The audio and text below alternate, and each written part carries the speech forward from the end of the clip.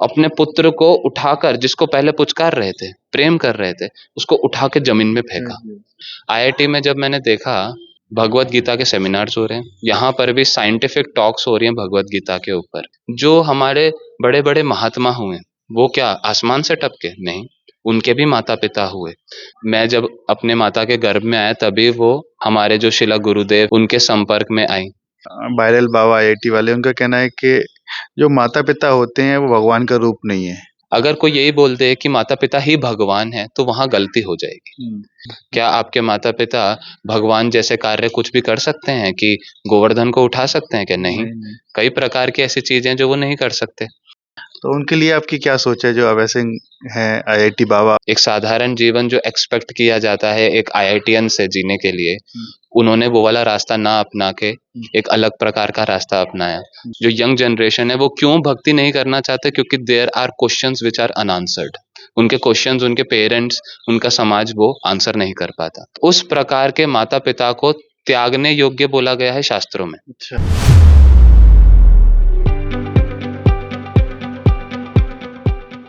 राधे राधे, मैं हूँ सौरभ। तुलसी नर का क्या बड़ा, समय बड़ा बलवान, भिलना लूटी गोपियां, वहीं अर्जुन भगवान।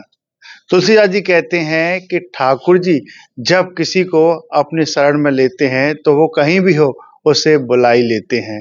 हमारे साथ एक भक्त हैं जिनका नाम केशव है, आइए आपको मिलवाते हैं। राधे राधे। राधे राधे।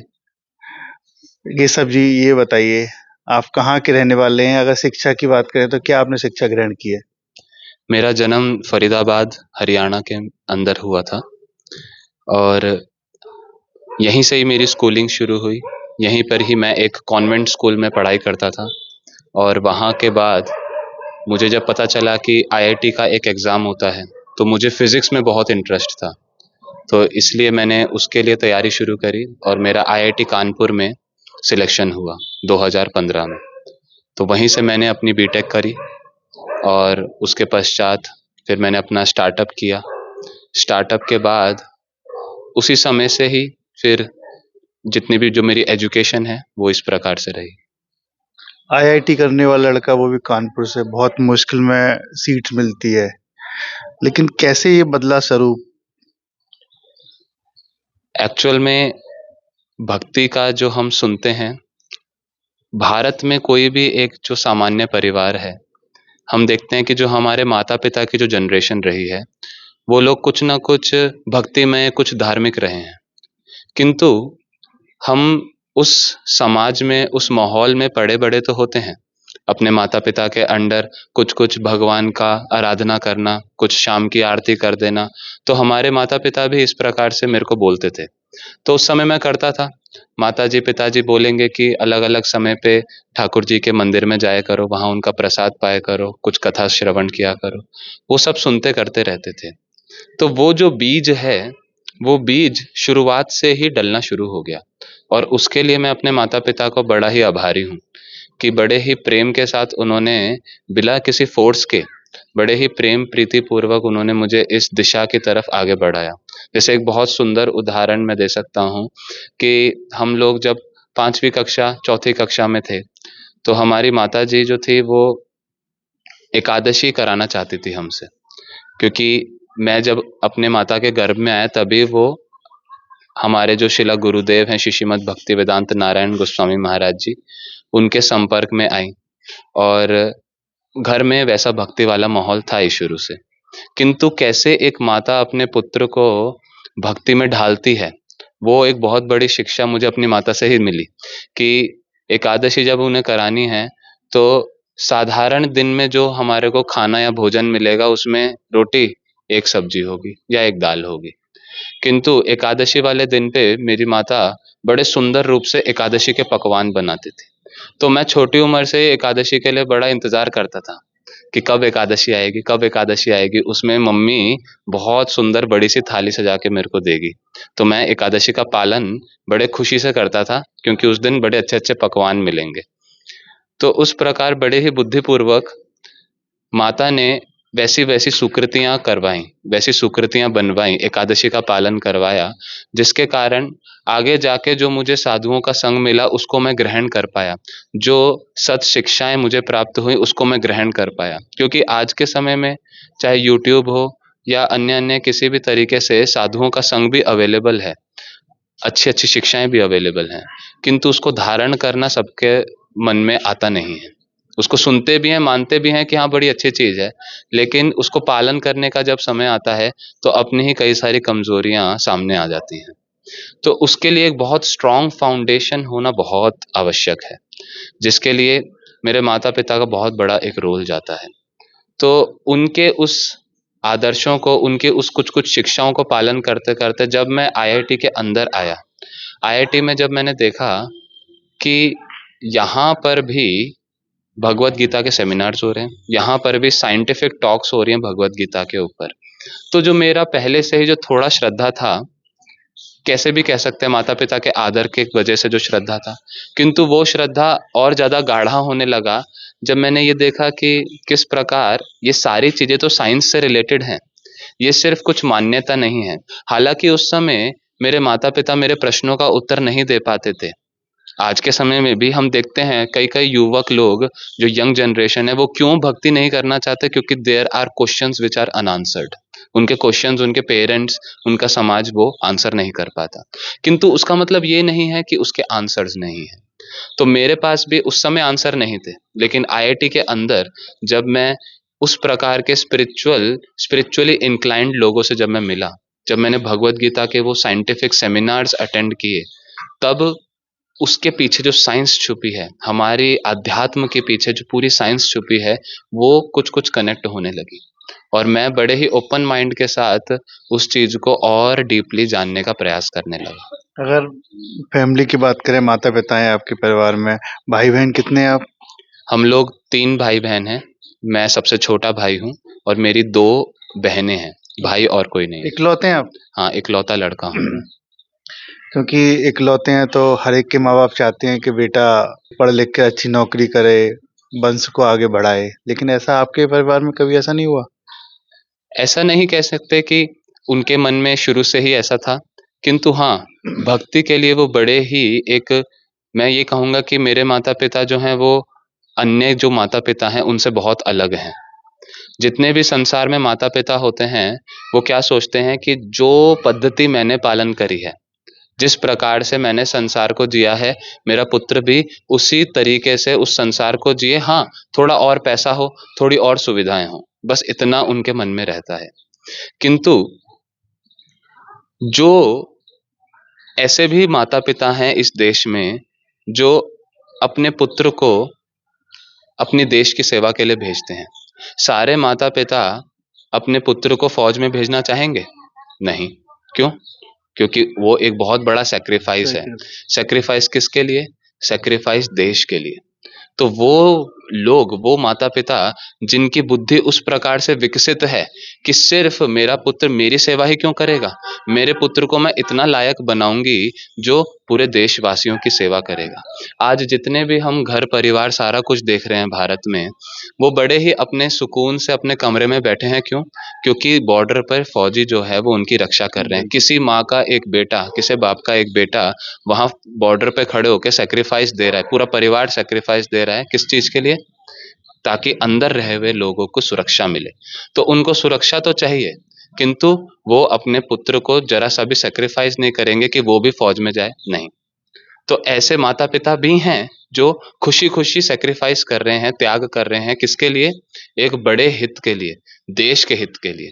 तो उसी प्रकार जैसे इन माता पिताओं ने देश के बाहर के दुश्मनों से बचाने के लिए अपने पुत्रों को कहाँ भेजा है? बॉर्डर पे भेजा है। उसी प्रकार से जो हमारे बड़े बड़े महात्मा हुए, वो क्या आसमान से टपके? नहीं, उनके भी माता पिता हुए। कुछ माता पिता इस प्रकार के भी होते हैं जो बड़े ही खुशी खुशी से अपने पुत्र को किस चीज के लिए भेजते हैं? इसी प्रकार से जैसे उन माता पिता ने फौज के लिए भेजा, ये अपने पुत्र को साधु संघ में भेजते हैं, ताकि जो दुश्मन देश के अंदर है, कैसा दुश्मन? हमारे हृदय के अंदर जो अलग अलग प्रकार के अनर्थ हैं, क्या सारी जो प्रॉब्लम्स है देश के बाहर से ही आ रही हैं। देश के अंदर कोई प्रॉब्लम नहीं है, नहीं होती तो अंदर पुलिस क्यों होती। कितने प्रकार की सारी डकैती, रेप, कितने सारा चरित्र जो लोगों का खराब हो रहा है, किस कारण? अध्यात्म से दूरी होने के कारण। तो ऐसे कई सारे स्पिरिचुअल लीडर्स की आवश्यकता है जो सोसाइटी को एक सही डायरेक्शन में लेके जाएं, जो यूथ को एक सही डायरेक्शन में ले जाकर उनका एक करेक्टर बिल्डिंग, उनका एक ऐसा चरित्र उत्पन्न करें जिससे हमारे अंदर के जो दुश्मन हैं उससे हम फाइट कर पाए। नौकरी भी कर सकते थे, साथ में फाइट भी कर सकते थे, लोगों को मोटिवेशनल स्पीच दे सकते थे, आप इतने पढ़े लिखे थे, लेकिन आपने बैरागी एकदम से क्यों चुन लिया था? मैंने, ऐसा नहीं है कि नौकरी नहीं करी। हाँ। मैंने अपना कॉलेज पूरा होने के बाद मैंने स्टार्टअप किया।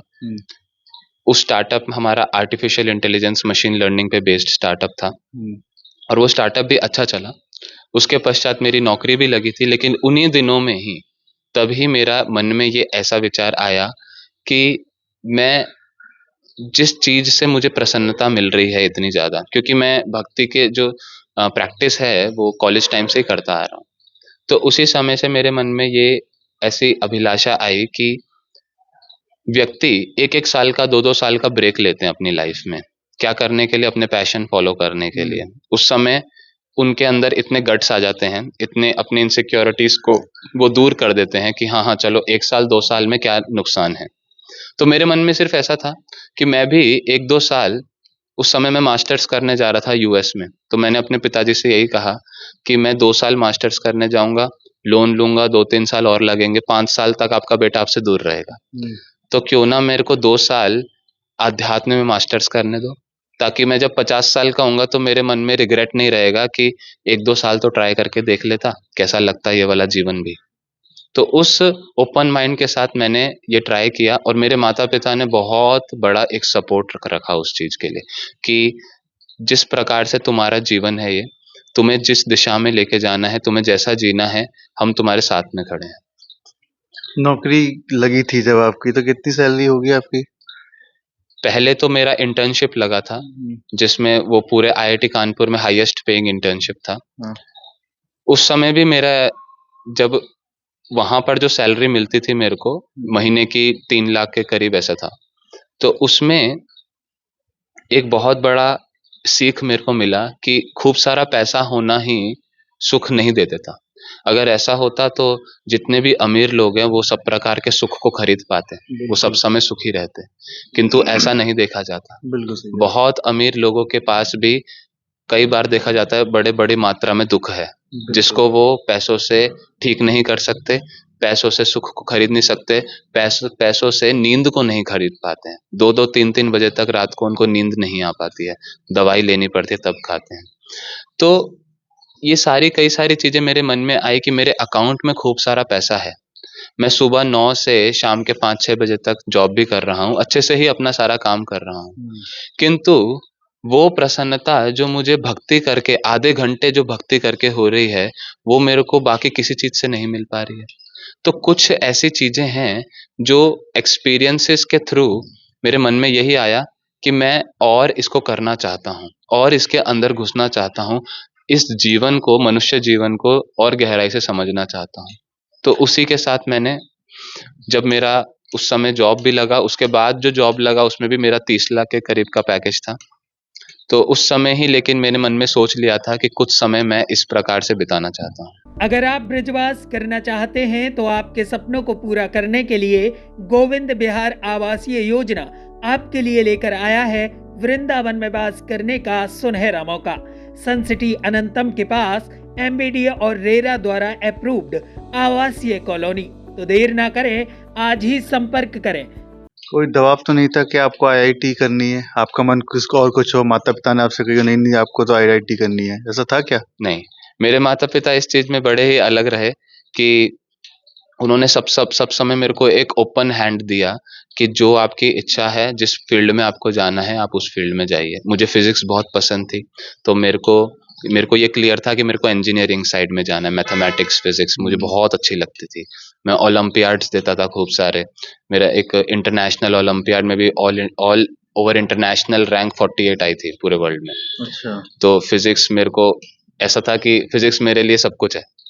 लेकिन उस समय ही वो फिजिक्स से भी मेरे को बहुत हेल्प मिली कि कैसे जब नेचर को समझते हैं, जब भी ऑब्जर्व अराउंड, जब फिजिक्स को हम डीपली देखते हैं तो पता चलता है कि एक डिजाइनर है, एक सुप्रीम लॉर्ड है, एक क्रिएटर है, जिसने इस प्रकार से परफेक्ट फिजिक्स के लॉज बना रखे हैं। ये कोई मैन मेड लॉज नहीं है फिजिक्स के भी। तो उस प्रकार से माता पिता का बहुत एक सपोर्ट रहा मेरी हर डिसीजंस में। और उसी कारण, ये भी एक बहुत बड़ा कारण जो मैंने आईआईटी में भी देखा, कि कई बार क्या होता है, माता पिता का जो फोर्स है अपने बच्चों के ऊपर, उस फोर्स की वजह से बच्चे बाद में बहुत ज्यादा बिगड़ते हैं। जैसे अभी महाकुंभ प्रयागराज में एक वायरल हो रहा है, अभय सिंह बाबा, आईआईटी बाबा। उनका कहना था कि मैं करना चाहता था आर्ट्स में कुछ, लेकिन माता पिता के दबाव में मैं आईआईटी करने लग गया। ऐसा तो कुछ नहीं था आपके साथ? नहीं, मेरे साथ बिल्कुल भी ऐसा नहीं था। जैसे मैंने वही आपको बताया कि मेरे माता पिता ने सब समय एक ओपन हैंड रखा कि जो तुम्हारी इच्छा है जीवन में करने की, उसको तुम करना। तो उनके लिए आपकी क्या सोच है? जो अभय सिंह हैं आईआईटी बाबा, उनको बड़ा फेम मिल रहा है, वायरल बहुत हो रहे हैं। हाँ, क्यों नहीं मिलेगा? क्योंकि एक प्रकार का जो साधारण लोग जीवन जीते हैं, एक साधारण जीवन जो एक्सपेक्ट किया जाता है एक आईआईटीएन से जीने के लिए, उन्होंने वो वाला रास्ता ना अपना के एक अलग प्रकार का रास्ता अपनाया। तो लोगों को वो कई बार बहुत शॉकिंग लगता है, बहुत सरप्राइजिंग लगता है, जिसको वो डाइजेस्ट नहीं कर पाते, जिसके कारण वो जानना चाहते हैं कि उस व्यक्ति के जीवन में क्या क्या इवेंट्स हुए लाइफ में, जिसके कारण वो आज इस प्रकार का उन्होंने जीवन जी रहे हैं। उनका कहना, अभय सिंह जो है वायरल बाबा आईआईटी वाले, उनका कहना है कि जो माता पिता होते हैं वो भगवान का रूप नहीं है, वो भी साधारण इंसान है। ऐसा है कि आपके मन में भी? देखिए, जो ये वचन है कि माता पिता जो हैं वो भगवान का रूप होते हैं, अर्थात माता पिता प्रथम गुरु हैं, तो ये वचन हमें ठीक ठीक रूप से समझना पड़ेगा। अगर कोई यही बोल दे कि माता पिता ही भगवान है, तो वहां गलती हो जाएगी। क्योंकि माता पिता अगर भगवान है, तो क्या आपके माता पिता षड ऐश्वर्य, जो 6 ऐश्वर्य जो ठाकुर जी दिखाते हैं, क्या वो दिखा सकते हैं? क्या आपके माता पिता भगवान जैसे कार्य कुछ भी कर सकते हैं कि गोवर्धन को उठा सकते हैं? क्या नहीं। कई प्रकार की ऐसी चीजें जो वो नहीं कर सकते। तो जब इन वचनों को शास्त्र के बोला जाता है कि माता पिता प्रथम गुरु हैं, और गुरु क्या होता है? गुरु भगवान का रूप होता है। और वो भी किस प्रकार का गुरु? उस प्रकार का गुरु जो आपको भगवान के समीप लेके जाए, जो आपको भगवान की भक्ति में लेके जाए। श्रीमद् भागवतम में एक बहुत सुंदर श्लोक है, गुरु न सस्यात् स्वजनो न सस्यात्, पिता न सस्यात् जननी न सास्यात्, दैवम न सस्यात् न पतिश्च सास्यात्, नामोचयेद यह समुपेत मृत्यु। कह रहे हैं वो गुरु गुरु नहीं, वो माता माता नहीं, वो पिता पिता नहीं, वो बंधु बंधु नहीं, जो आपको इस संसार के जन्म मृत्यु से बाहर निकलने में आपकी सहायता ना करे। तो उस प्रकार के माता पिता को त्यागने योग्य बोला गया है शास्त्रों में। अच्छा। जो अगर आपके भक्ति में, जो अगर आपके भगवान से संबंध जोड़ने में हेल्प करने के बजाय क्या कर रहे हैं? उसको तोड़ने का प्रयास कर रहे हैं। एक सुंदर उदाहरण जो हम सारे लोग जानते हैं भारत में, कौन सा? प्रहलाद महाराज जी का। प्रहलाद महाराज जी के पिताजी कौन? हिरण्यकशिपु। उन्होंने अपने पुत्र को स्कूल में भेजा। कौन सा स्कूल? राक्षसों का गुरुकुल। उस राक्षसों के गुरुकुल में वो चाहते हैं मेरा बेटा क्या सीखे? राजनीति सीखे, कूटनीति सीखे, कैसे लोगों को मारा जाता है वो सीखे, कैसे लोगों का धन हरण किया जाता है वो सारी चीजें सीखे। किंतु जब पुत्र का संग किससे हुआ? प्रहलाद महाराज जी का संग हुआ नारद मुनि से। और उस संग के कारण उनके हृदय में कैसी सद्विचार आने लगे। और जब वो व्यक्ति प्रहलाद महाराज अपने वापस में घर आए, तो हिरण्यकशिपु ने बड़े प्रेम के साथ पुचकारते हुए पूछा कि पुत्र, तुम क्या सीख के आए? क्या ऐसी शिक्षा है जो तुम्हें बहुत अच्छी लगती है? तो उन्होंने भगवान की भक्ति की बातें करने लगी। और सुनने मात्र से हिरण्यकशिपु ने क्या किया?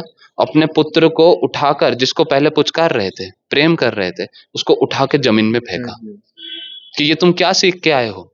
क्या सीख के आए हो? ये तुम्हें ये सीखने के लिए मैंने गुरुकुल में भेजा था, तुम्हें कूटी नाटी ये सारी गलत गलत चीजें मैंने सीखने को भेजा, तुम राक्षस कुल के हो, तुम ये सारी चीजें क्या सीख के आ गए? तो ऐसे पिता को क्या त्यागने योग्य नहीं है? बिल्कुल है। तो उसी प्रकार से श्रीमद् भागवतम, अन्य अन्य शास्त्र बड़े सुंदर रूप से उपदेश दे रहे हैं और इन वचनों को समझा रहे हैं कि किस प्रकार के माता पिता, किस प्रकार के बंधु वास्तव में मेरे बंधु हैं, जो मेरे को सद दिशा में, सद मार्ग में लेके जाएं। अगर वो मुझे और अगर गलत दिशा में लेके जाएंगे तो क्या वो वास्तव में माता पिता का रोल निभा रहे हैं? तो ये भी प्रश्न उठता है। ये तो प्रश्न उठता है, लेकिन उन हर एक का माता पिता चाहते हैं कि उनका वंश भी आगे बढ़े, भक्ति भी करे। कोई मना नहीं करता है ठाकुर जी की सेवा पूजा करने में, लेकिन जब आप चले जाओ, मोबाइल स्विच ऑफ कर लो, माता पिता को कोई पता ही नहीं है आप चले गए, तो क्या ये सही है? जैसे अभय सिंह ने कर रहे हैं, प्रयागराज में नाच रहे हैं, घूम रहे हैं, पता ही नहीं लग रहा है कि ये बाबा किस टाइप के से हैं। नहीं, देखिए, इसमें चीजें समझनी पड़ेंगी कि हम लोग तो ये बोल देते हैं कि कोई भी माता पिता इस चीज के लिए मना नहीं करते, लेकिन ऐसा नहीं है। ये जो मैसेज है ये सारे हमारे देश के माता पिताओं के पास जाना चाहिए, क्योंकि मैंने खुद प्रत्यक्ष रूप में आईआईटी में जब मैं था तो मैंने देखा, मेरा एक मित्र, उसको मैंने कहा कि भगवत गीता जो है बड़ी ही सुंदर एक ग्रंथ है जिसमें बहुत सारी शिक्षाएं हैं, उसको हमें पढ़ना चाहिए और उन शिक्षाओं को हमें अपने जीवन में पालन करना चाहिए, जिससे हमारा पढ़ाई भी बहुत अच्छे से आगे बढ़ेगा। तो वो बड़ी खुशी से स्वीकार किया। किंतु जब उसके घर में जब वो छुट्टियों पे गया तो उसके माता पिता बड़े ही परेशान हो गए ये देख के कि बेटा गीता क्यों पढ़ रहा है, ये कोई उम्र है गीता पढ़ने की। वही बेटा जब अलग अलग लड़कियों के साथ घूम रहा है, वही बेटा जब अपने दोस्तों के साथ दारू पी रहा है, सिगरेट पी रहा है, उनके माता पिता क्या बोल रहे हैं? कोई बात नहीं, कभी कभी चलता है, कोई दिक्कत नहीं है। लेकिन अगर वही बेटा एक बार भी गीता को हाथ लगा देगा तो वो माता पिता क्या कह रहे हैं कि नहीं नहीं, ये सही नहीं है। तो उस प्रकार से हमें ये भी देखना पड़ेगा, दोनों एक्सट्रीम को हमें समझना पड़ेगा कि इस प्रकार के लोग भी हैं जिसके जो अपने बेटे को गीता नहीं पढ़ना देंगे, वो चाहे कभी कभी दारू पी ले, सुट्टा पी ले, कोई दिक्कत नहीं है। अब चौथे साल में आईआईटी के लास्ट ईयर में वही बेटा जब एडिक्ट हो गया, गलत ड्रग्स लेकर एडिक्ट हो गया, तो उन्हीं के माता पिता मेरे पास आ रहे हैं, क्या कह रहे हैं कि मेरे बेटे को आप गीता का ज्ञान बताइए, मेरे बेटे को थोड़ा भक्ति में लगाइए, क्योंकि हम तो उसको कितना समझा रहे हैं, अब वो हमारे हाथ से निकल गया, पूरा ड्रग्स में चला गया। मैंने उन्हीं माता पिता से बोला कि जब मैं पहले साल में आपके बेटे को ये चीजें करा रहा था तब आपने क्या कहा कि इससे दूर रहना, केशव से दूर रहना। अब खुद भुगत रहे हैं, खुद ही पछता रहे हैं। तो ये एक उदाहरण हो गया। जैसे आपने कहा कि माता पिता सारे ही चाहते हैं कि हाँ हाँ ठीक है भक्ति करो, लेकिन ऐसा नहीं है। वो वाला जो बीज है वो सारे माता पिता नहीं देना चाह रहे हैं, और उसके कारण क्या हो रहा है, हमारा युवा कमजोर पड़ता है। हमारा जो आज समाज में हम कितनी सारी अलग अलग प्रकार की असुविधाएं देख रहे हैं, वो इसके कारण ही है। क्यों? क्योंकि बीज में कमजोरी आ रही है। और दूसरा जो एक्सट्रीम जो आप कह रहे हैं कि हाँ, जैसे माता पिता फेवरेबल हैं कि हाँ मेरा पुत्र है, आप करो अच्छे से जो आपको करना है, लेकिन घर पे रह के करो। लेकिन क्या करो आप, हम सारे घर में सुविधा दे देंगे, हमारे वंशज को आगे बढ़ाओ, ये सारी चीजें हैं। और वो एक स्वाभाविक चीज है किसी भी माता पिता के हृदय में आना कि हाँ मेरा पुत्र मेरे आगे का वंशज बढ़ाए। नहीं, वो तो ठीक है, आपने कहा वंशज बढ़ाए, लेकिन उनके माता पिता उनको बुला रहे हैं अभय सिंह को कि क्यों चले गए, आप आ जाओ आ जाओ आ जाओ, लेकिन वो जाने को तैयार नहीं। आप तो आपको जैसे कहना है कि आपके माता पिता पूरी तरीके से संतुष्ट है कि जाए, मेरा बेटा इकलौता है, भक्ति में जाए, खूब सेवा करे, ठाकुर जी का नाम ले। जब उनके माता पिता बुला रहे हैं तो जाना चाहिए कि नहीं जाना चाहिए? आप बताइए कि आपने भी आईआईटी की हुई है। इसमें मैंने जो पहले उदाहरण दिया वही चीज लगेगी कि जिस प्रकार अलग अलग माता पिता कोई अपने पुत्र को फौज के लिए भी भेजना चाह रहे हैं, कोई लोग नहीं भेजना चाह रहे। तो जो लोग नहीं भेजना चाह रहे हैं, जो लोग अपने पुत्र को उस प्रकार से उसके अनुसार जीवन नहीं जीने देना चाहते हैं, या उस प्रकार का उनका अभी योग्यता नहीं है देश के लिए सेक्रीफाइस करना, या हमारे साधु समाज में अपने बेटे को भेजना, या किसी भी प्रकार का सेक्रीफाइस करना, तो उसमें उनकी अगर बहुत बड़े पिक्चर से देखा जाए तो किसी की भी कोई गलती नहीं समझ आती है। नहीं, वो तो ठीक है। उनका कहना ये है कि शुरुआत से नहीं चाहते थे कि भक्ति में जाना। जब उनके माता पिता ने उनको प्रेशर बनाया, नहीं तुझे आईआईटी करनी है, आपको इंजीनियर बनना है, उसकी इच्छा थी कि मैं ड्राइंग करूं, जो मेरा मन है वो करूं, तो उससे परेशान होकर उन्होंने ये अपनाया। क्या ऐसा सही है? देखिए, भगवान कृष्ण स्वयं बोलते हैं भगवत गीता में कि 4 प्रकार के लोग मेरे पास आते हैं, 4 प्रकार के लोग मेरी भक्ति करते हैं, जिसमें आर्त, अर्थार्थी, जिज्ञासु, ज्ञानी। उनमें से एक ऐसा व्यक्ति होता है जो संसार की कई सारी चीजों से परेशान होके आता है। जैसे कोई व्यक्ति इस कारण से आता है कि मेरा बिजनेस नहीं चल रहा है, मैं जो भी काम कर रहा हूँ वो पूरा लॉस जा रहा है, जगत में मेरा कुछ भी काम नहीं बन पा रहा है, मुझे धोखे मिल गए हैं, मेरा सारा कुछ बर्बाद हो गया है, या मेरे को दबाव दिया जा रहा है, मेरे को घर में मन नहीं लग रहा है, घर का माहौल अच्छा नहीं है, लड़ाइयाँ हो रही हैं, XYZ। तो जो भी चीजें हैं, इस प्रकार से भगवान के द्वारा आकर्षित होना, उनकी भक्ति में आना, ये कोई साधारण चीज भी नहीं है जिसमें हम बोला जाए कि रैंडम चल रहा है। कितने लोग परेशान है, क्या सारे लोग भगवान की भक्ति कर रहे हैं? नहीं। तो ये कई सारे कारण बनते हैं, अगर उनके जीवन में ये वाला कारण बना तो उसमें हर्ज क्या है? कारण कहीं ना कहीं बनता ही है कुछ ना कुछ बनने के लिए। अच्छा, आप ये बताइए, जब कॉलेज लाइफ में थे तो क्या आपकी गर्लफ्रेंड वगैरह, आप भी शराब वगैरह कुछ सेवन करते थे? नहीं। अब यहाँ पर भी मैं वही चीज कहूंगा कि जो हमारे संस्कार बचपन से, जो हमें परिवार में संस्कार मिलते हैं, वो हमें हमारा फाउंडेशन कितना स्ट्रांग कर देते हैं कि कई प्रकार के कुसंग में रहकर भी, कीचड़ में रहकर भी हम कमल की तरह खिल पाते हैं। जिसमें ऑब्वियसली IITs में नॉर्मल कॉलेज से कई गुना ज्यादा इंटॉक्सिकेशन होता है। क्यों? क्योंकि पहले जो 2 साल 3 साल का जो प्रिपरेशन करते हैं, उसमें जो व्यक्ति 12-12 घंटा पढ़ के अपने आप को पूरा संकुचित रखता है, अपने आप को सारी चीज़ों से सैक्रिफाइस करके वो अपने को पढ़ाई में लगाता रहता है। उसके बाद जब उसको एक स्वतंत्रता मिलती है कॉलेज में, यूनिवर्सिटी में, तो जाकर जब कोई रोकने टोकने वाला नहीं है तो वो अब एन्जॉयमेंट मोड में आता है। तो वो स्वाभाविक रूप से उस समय अपने अन्य दोस्तों को देखकर उसको क्या होता है, अट्रैक्शन होता है। तो वहां पर जिसका फाउंडेशन स्ट्रांग, जिसके माता पिता ने बचपन से ही सही फाउंडेशन, सही शिक्षाएं दी हैं, उसका क्या रहेगा, एक स्ट्रांगनेस रहेगा कि सही क्या है और गलत क्या है। हमारा रूम जो था कॉलेज में फर्स्ट ईयर में, मुझे अभी भी याद है, वो शराब का अड्डा होता था, क्योंकि जो मेरा रूममेट था वो सबके लिए शराब अरेंज करेगा। तो सबके लिए वाइन की बोतल सारा कुछ लेके आएगा। तो मैं कभी ऐसा नहीं कि मैं उन लोगों से भाग रहा हूँ दूर, मुझे पता है कि मुझे क्या करना है। तो उसी कमरे में 15 लोगों के बीच में बैठ के, सबके हाथ में दारू का गिलास है, मेरे हाथ में जूस का गिलास होता था। अच्छा।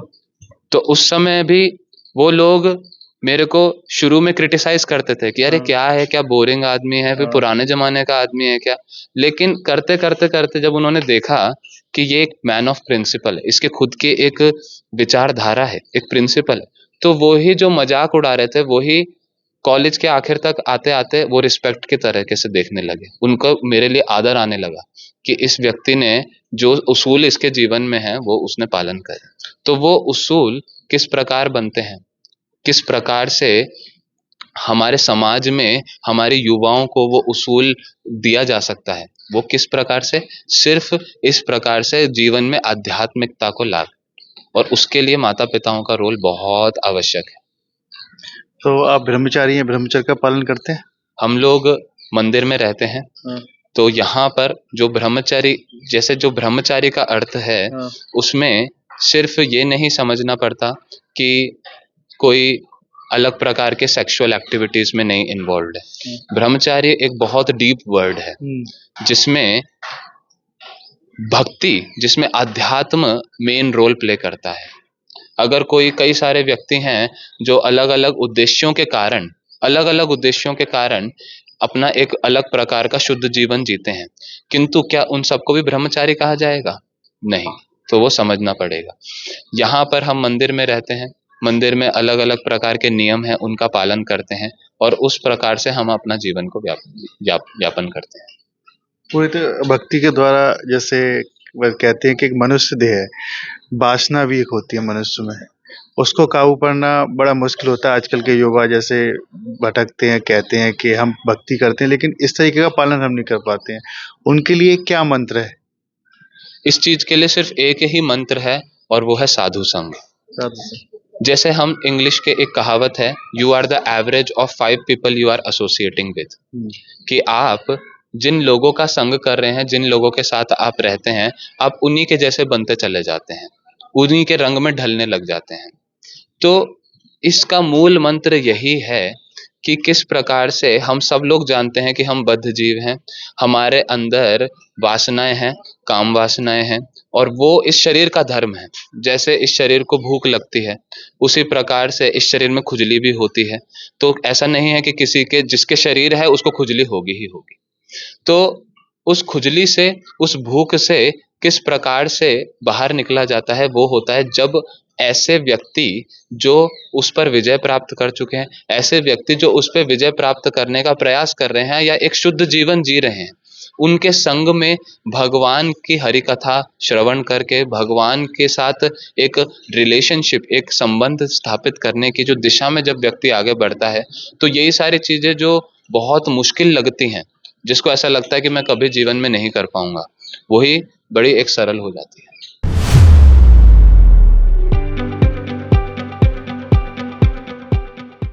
ये बताइए, एक लड़का, आप एकदम नौजवान, एकदम दिखने में सुंदर, कई टाइप के लोग भी आते हैं, कई लड़कियां भी होती हैं कि मेरा एक अच्छा पति हो, तो आपको कभी किसी ने देखा इस रूप में? हाँ, इस प्रकार से कि कईयों ने जैसे अपने हृदय को उस प्रकार से अपनी जो भी फीलिंग्स हैं, आजकल तो समाज में बच्चे बोल देते हैं, चाहे लड़की हो लड़का हो, सब लोग बोल देते हैं। तो इस प्रकार से बहुत आए हैं, प्रपोजल्स भी कह सकते हैं, किंतु अभी तक गुरुवर्गों की जो संग हमारे को प्राप्त हुआ है, उसके द्वारा एक प्रकार का हृदय में ऐसी इच्छा है कि मैं उस संग को, भक्ति के और साधु का जो वो संग मेरे को प्राप्त है, उस संग का मैं पूर्ण रूप से लाभ उठा सकूं। और इसी का कारण है कि मैं उन सब लोगों को हाथ जोड़ के विनम्रता पूर्वक ही यही अपना एक वचन यही इस प्रकार से कहता हूं कि मेरी जो जीवन की दिशा है वो अभी किसी और दिशा में जा रही है। आप लोग बहुत अच्छे हैं, आप लोगों के अंदर गुण हैं, किंतु मैं अभी आपको उस प्रकार से स्वीकार नहीं कर सकता, आपकी जो इच्छा है उसको पूर्ण नहीं कर सकता, क्योंकि मेरी जीवन की दिशा इस समय कुछ अलग। लगभग कितने प्रपोजल आपके पास आए? ऐसे तो मैंने कभी गिना नहीं, लेकिन अलग अलग समय में ये सब ये नेचुरल प्रोसेस है, इसमें कुछ बहुत कोई अजीब सी बात नहीं है, ये नेचुरल है, एक अट्रैक्शन, नेचुरल अट्रैक्शन है जो ह्यूमंस का होता ही है। इसी प्रकार से भगवान ने, इसी प्रकार से प्रकृति ने हम लोगों को बनाया। जैसे स्वामी विवेकानंद जी ने भी कहा था हाथ जोड़ के कि क्यों ना मैं आपको माँ के रूप में देखूं। जब एक बार स्पीच दे के आए तो पीछे पीछे लड़कियां भाग लगी, कितना सुंदर व्यक्ति। ध्रुव जी, आपने बहुत अच्छे ठाकुर जी के बारे में बताया, कैसे आप जुड़े, ये भी बताया कैसे आपने आईआईटी करने के बाद इस पद पर चले। अब ये बताइए कि आजकल के युवा चाहते हैं कि भक्ति करें, तो आपसे कैसे जुड़ सकते हैं?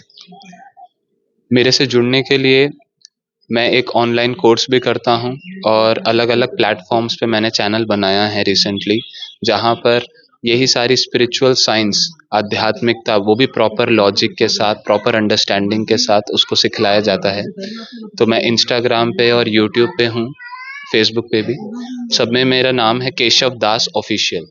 केशव दास ऑफिशियल नाम से ये चैनल है, जो भी सर्च करेंगे तो उसमें प्रॉपरली आ सकता है, वहाँ से कोई भी चाहे तो कनेक्ट हो सकता है, कोई डाउट्स हैं, कोई क्वेश्चंस हैं वो वहाँ पूछ सकते हैं, कोई कमेंट्स हैं, और कोर्सेज में एनरोल कर सकते हैं। सब फ्री है, हम कोई उस प्रकार से, ये कोई बिजनेस नहीं है, कोई चार्ज नहीं है। वी रियली वांट कि जो यूथ है, they should hold this wealth that belongs to us. India का, ये भारत का हमारा ये संपत्ति है, तो सिर्फ वेस्टर्न वर्ल्ड को कॉपी करके हम उनकी एजुकेशन, उनकी चीज़ों को सीखकर अपना फाउंडेशन वीक क्यों करें। तो इसीलिए मैं सबसे रिक्वेस्ट करता हूं कि इस तरफ सभी लोग बड़े ही हृदय को, ओपन माइंडेडनेस के साथ इस चीज़ को समझें, सीखें, और अपने जीवन में लाकर अपने जीवन को बहुत बेनिफिशियल बनाएं। राधे राधे। राधे राधे। देखिए, अब तक हमारे साथ रहे ये भक्त जिन्होंने कानपुर से आईआईटी की, आईआईटी करने के बाद जॉब भी लगी अच्छी खासी, लेकिन मन नहीं लगा उस चीज़ में, ठाकुर जी को कुछ और ही मंजूर था, तो इन्होंने रास्ता चुना, एक साधु का साधु बन गए। आज ठाकुर जी का नाम का प्रचार करते हैं और ब्रह्मचर्य का पालन करते हैं। कहते हैं कि जो भी कुछ है वो सिर्फ ठाकुर जी हैं, ठाकुर जी के नाम से ही दिन की शुरुआत होती है और ठाकुर जी के नाम से ही रात होती है। राधे राधे।